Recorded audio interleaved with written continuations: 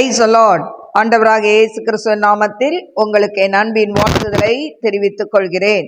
எனக்கு அருமையான தேவ பிள்ளைகளே, ஒவ்வொரு நாளும் இந்த யூடியூப் மூலம் உங்களை சந்திப்பதில் நான் மிகுந்த மகிழ்ச்சி அடைகிறேன். இந்த ஆடியோவை நீங்கள் கேட்டு தெய்வ ஆசீர்வாதத்தை பெறுவது மட்டுமன்றி, உங்களுக்கு அறிமுகமானவர்கள், உங்கள் நண்பர்கள், உங்கள் உறவினர்களுக்கும் இந்த ஆடியோவை அனுப்பி தேவனுடைய நாமத்தை மகிமைப்படுத்தும்படி உங்களை அன்புடன் கேட்டுக்கொள்கிறேன்.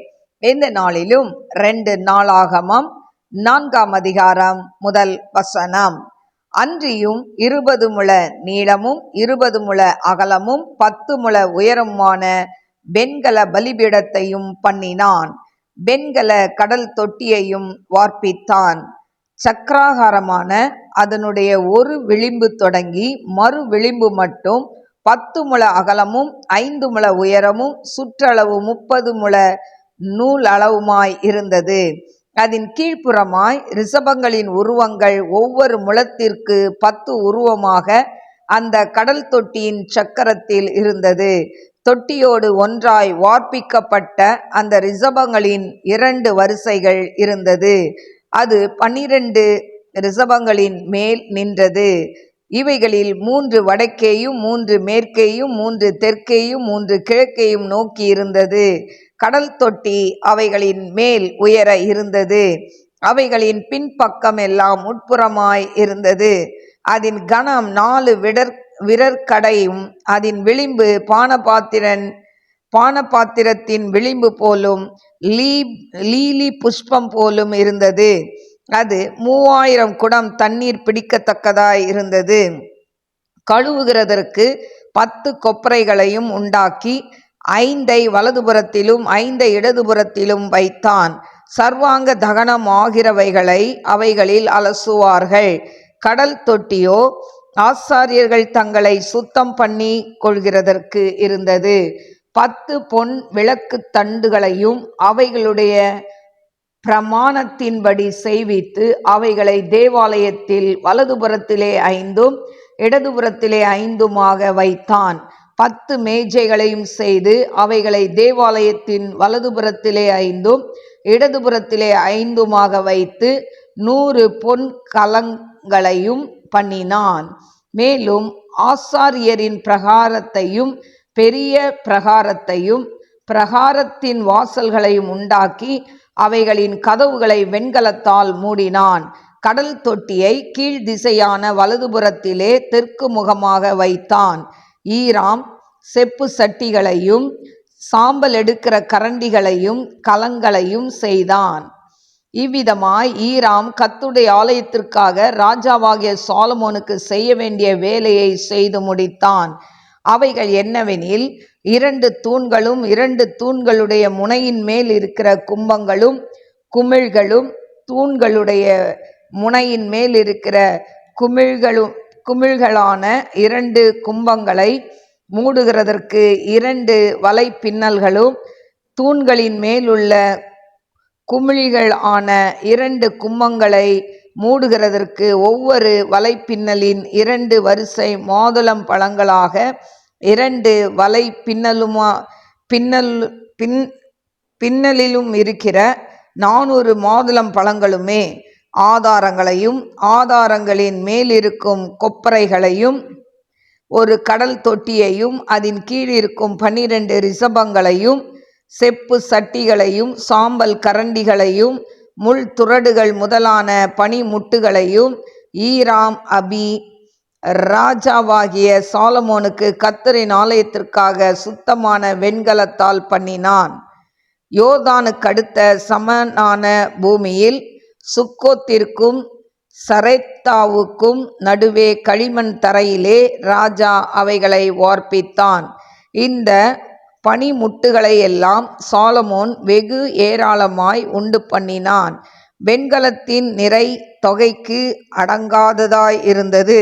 தேவனுடைய ஆலயத்துக்கு வேண்டிய சகல பனிமுட்டுகளையும் பொற்பீடத்தையும் சமூக தப்பங்களை வைக்கும் மேஜைகளையும் முறையின்படியே சந்நிதிக்கு முன்பாக விளக்கு கொளுத்துகிறதற்கு பசும்பொன் விளக்கு தண்டுகளையும் அவைகளின் விளக்குகளையும் சுத்த தங்கத்தினால் செய்த பூக்களையும் விளக்குகளையும் கத்திரிகளையும் பசும் பொன் கத்திகளையும் கலங்களையும் கலயங்களையும் தூப கலசங்களையும் சாலமோன் பண்ணினான்.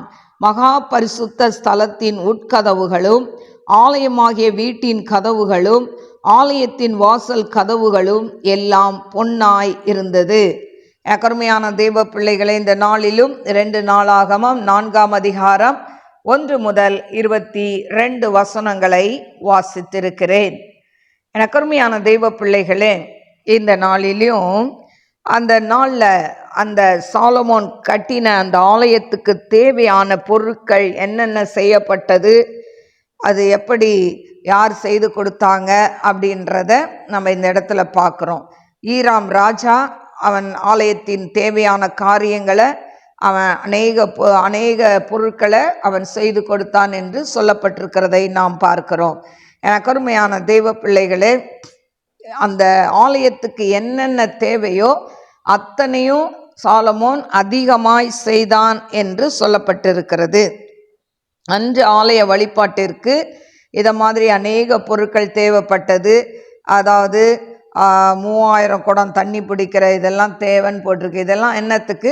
ஆசாரியர்கள் தங்களை சுத்திகரிப்பதற்காக, அங்கே இருக்கிற மற்ற காரியங்கள், அதாவது பலி செலுத்த வரும்போது அதையெல்லாம் கழுவி சுத்திகரிக்கிறதுக்காக, இப்படி எல்லாத்துக்காகவும் எல்லா தேவைகளுக்காக உள்ள என்ன பண்ணியிருந்தாங்க, அங்கங்கே வைக்கப்பட்டிருந்ததை நாம் பார்க்குறோம். மேஜைகள் வைக்கப்பட்டிருந்தது.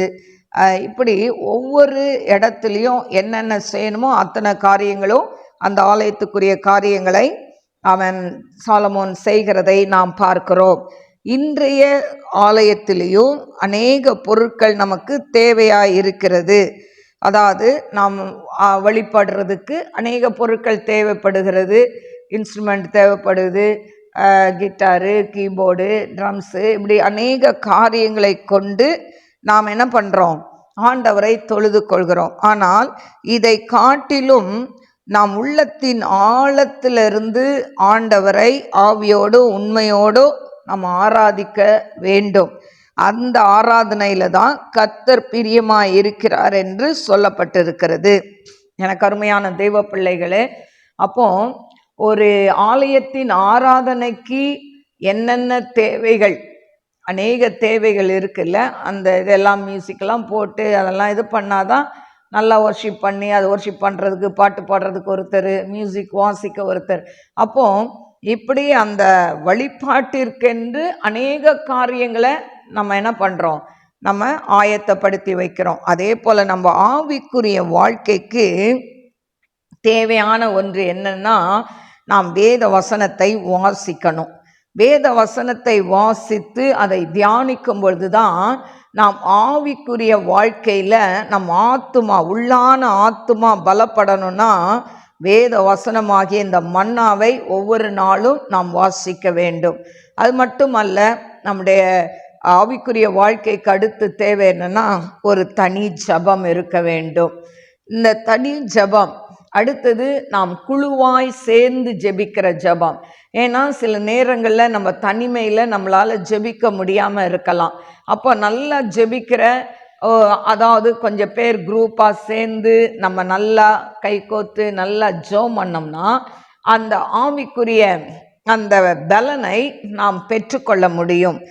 கருமையான தெய்வ பிள்ளைகளே, இப்படி நாம் ஆவிக்குரிய வாழ்க்கையில் நம்மை புதுப்பித்து கொள்ள நம்ம என்ன பண்ணணும், சபை கூடும் பொழுதெல்லாம் அந்த சபை கூடுதலை விட்டு விடாதபடி அந்த ஆலயத்தில் உள்ள காரியங்களை நாம் பங்கேற்க வேண்டும்.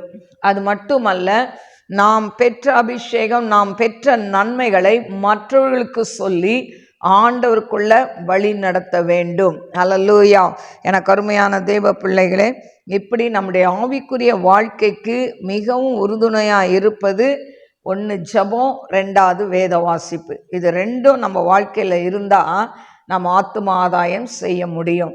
இதை கேட்டுக்கொண்டு இருக்கிற அன்பு சகோதர சகோதரிகளே, இந்த நாட்களில் நான் ஜெபம் மட்டும் பண்ணுறேன், எனக்கு வேதத்தை வாசிக்க தெரியாது, எழுத படிக்க தெரியாதுன்னு சொன்னால் அதற்காக தான் இந்த பைபிள் ரீடிங்கே. ஏன்னு சொன்னால் எழுத படிக்க தெரியாதவங்க காதுலையாவது என்ன பண்ணலாம், இந்த வார்த்தைகளை கேட்க முடியும். எனக்கு அருமையான தேவ பிள்ளைகளே, இல்லாட்டா நீங்கள் யாரையாவது வாசிக்க சொல்லி கேளுங்க. ஏன்னு சொன்னால் இந்த வசனம் உங்களுக்குள்ள உங்கள் சரீரத்துக்குள்ள உங்களுடைய இருதயத்துக்குள்ளே போகும்போது தான் உள்ளான மனுஷன் அந்த ஆத்துமா பலப்படும். ஸோ அதனால் நீங்கள் எழுத படிக்க தெரிஞ்சாலும் தெரியாட்டாலும் நம்ம என்ன பண்ணணும், அந்த வேதத்தை நாம் வாசிக்க பழக வேண்டும். இல்லாவிட்டால் வாசிக்க தெரிந்தவர்கள்ட்ட கொடுத்து வாசிக்க கேளுங்க.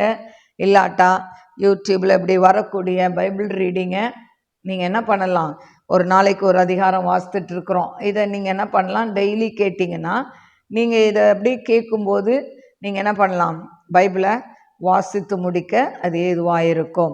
எனக்கு அருமையான தேவ பிள்ளைகளை, அதனால் நம்ம ஆவிக்குரிய வாழ்க்கையில் நம்ம ஸ்ட்ரெங்க்த்தாக இருக்கணும்னா வேத வசனம் மிக முக்கியம்.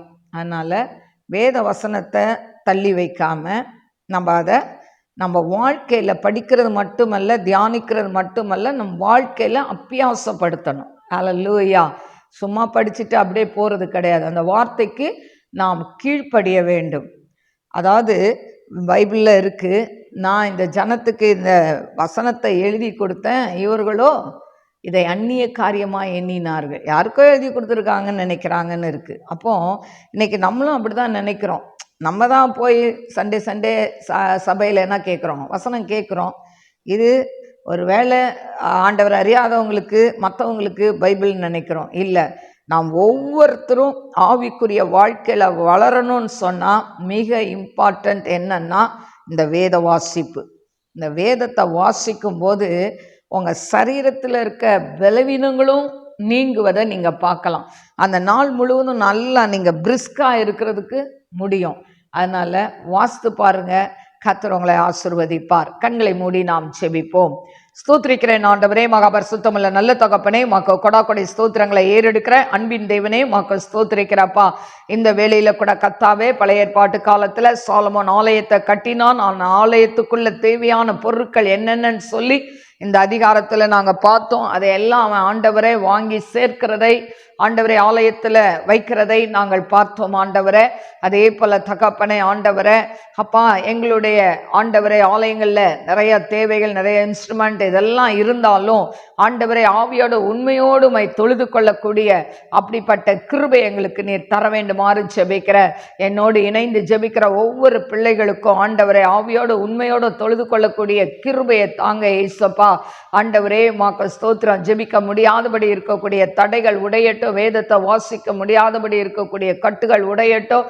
நம்முடைய பிள்ளைகள் வேதத்தை வாசித்து தியானித்து ஜெபித்து ஆண்டவரை உம்முடைய ஆவிக்குரிய வாழ்க்கையில நாளுக்கு நாள் வளர்ந்து விருத்தியடைய கிருபை தருவீராக டாடி. ஆண்டவரே உம்முடைய அன்பின் கரத்தில் தாழ்த்துக்கிறேன். ஒவ்வொருத்தரும் உமக்கு ஊழியம் செய்யணும் ஆண்டவரை. ஒருத்தராவது ஊழியம் செய்யாமல் இருக்கக்கூடாதப்பா. ஆண்டவரே இதை கேட்டுக்கொண்டு இருக்கிற ஒவ்வொரு பிள்ளைகளும் அப்பா உமக்கென்று எழும்பி பிரகாசிக்கிற பிள்ளைகளாய் மாற்றுங்க ஆண்டவரை. உடைய அன்பின் கரத்தில் தாழ்த்தி ஒப்பு கொடுக்கிற, ஆசீர்வதிங்க. நாம மகிமைப்படட்டும். இயேசுவின் நாமத்தில் கேட்கிறேன் பிதாவே, ஆமென். God bless you. God bless you.